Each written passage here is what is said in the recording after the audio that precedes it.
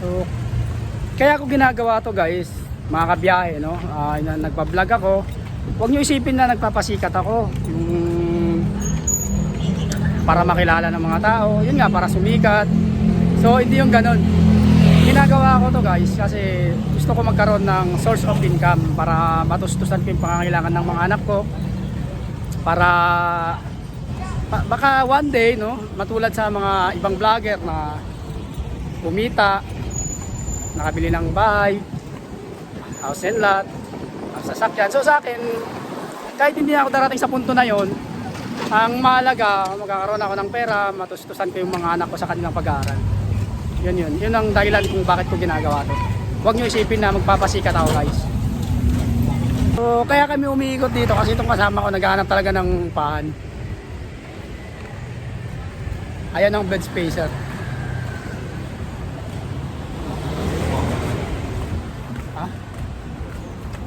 Malinis din dito eh. Basta na makahanap ka dito. Ayun, ayan o, bed. Oh, barbershop pala to.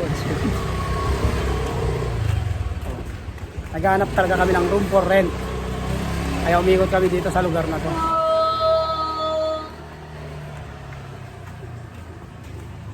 Oh, yan, bed spacer. So kung may alam kayong room for rent, pwede nyo rin i-comment dito.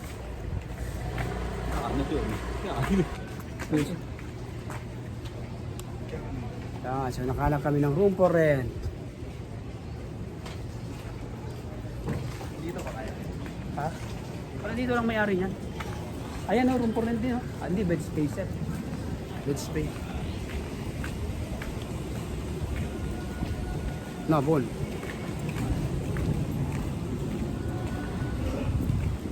Ganda pala dito yun. Haba na lang inikot namin pero wala pa kaming nakikita na ano ng room for rent. Puro bed space at lahat. Ayan o, room for rent oh. Mababa yan, 20k isang buwan. Ubus yung kensenas mo. Baka isang buwan kulang pa eh. Ano? Ang ganda nun oh. Maganda rin yung presyo. Maganda rin yung presyo. Baka yung pang isang buwan di pa kulang pa. Kopya.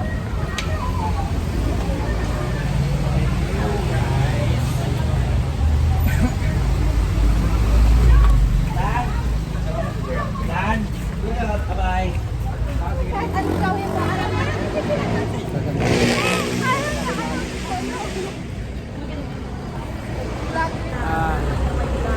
Shout out sa mga kasabay namin mga chicks. Yeah. Single? Yes po. Single daw hanapin nyo na lang yan. Ngayon nandito kami sa palengke para bumili ng hipon. Idol!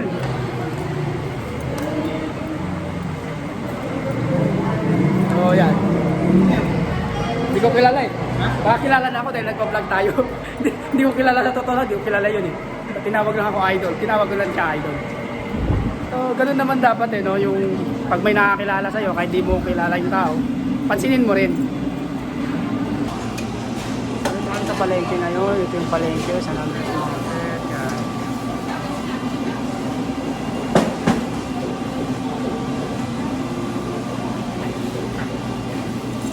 Ayan, ayan. Pabayaan mo. Good. Matagal. Burita po. Kano dito?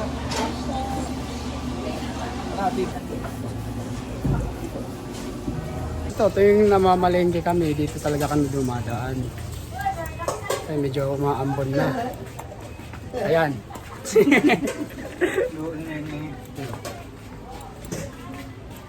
Dito talaga kami dumadaan kasi dito sa lugar namin ang dami talagang lusutan dito kasi nga madami mga eskinita.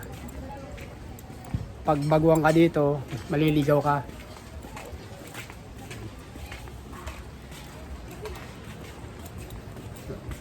Ito ano pa pala to eh, para katabi ng barangay namin. 704 kami, dito 705. So, nasa 705 pa kami.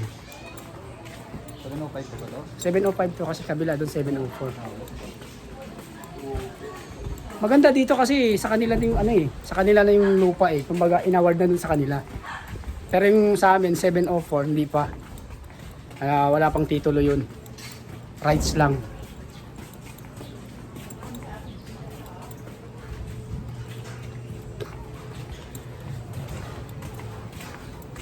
Ito umaambon na. So kailangan namin nun madali.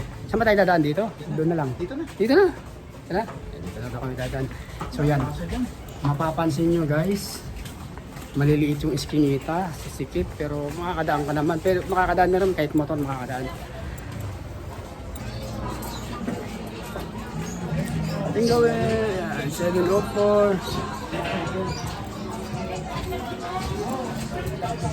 Pasensya na kayo guys ha, yung lugar, community namin, medyo madumi yung mga iskinita dito. May nag-iinuman dyan, shout out sa mga nag-iinuman dyan.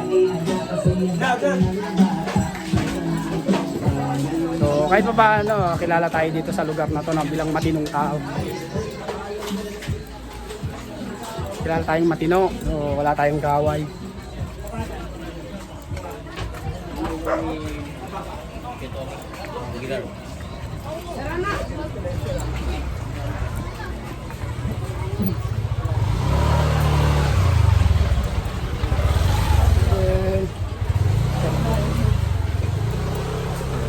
Ito pa na marami nakakilala sa akin dito.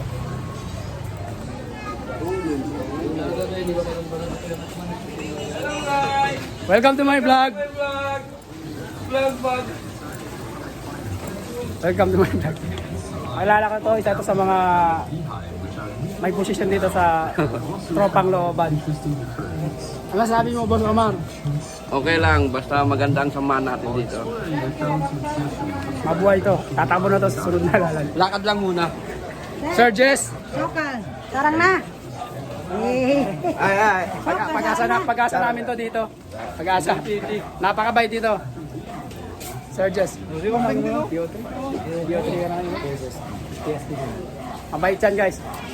Pag-asa namin to. Ay, ito. The best pattern. Pagkasa ng ano to pa schedule sa CCP basketball. Sir.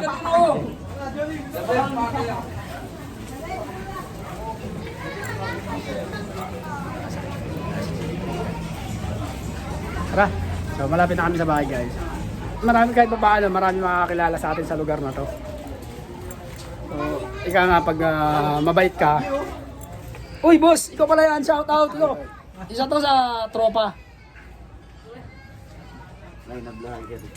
Ang trabaho, anong ginagawa mo ngayon boss? Nilinis lang. Maglilinis lang eh.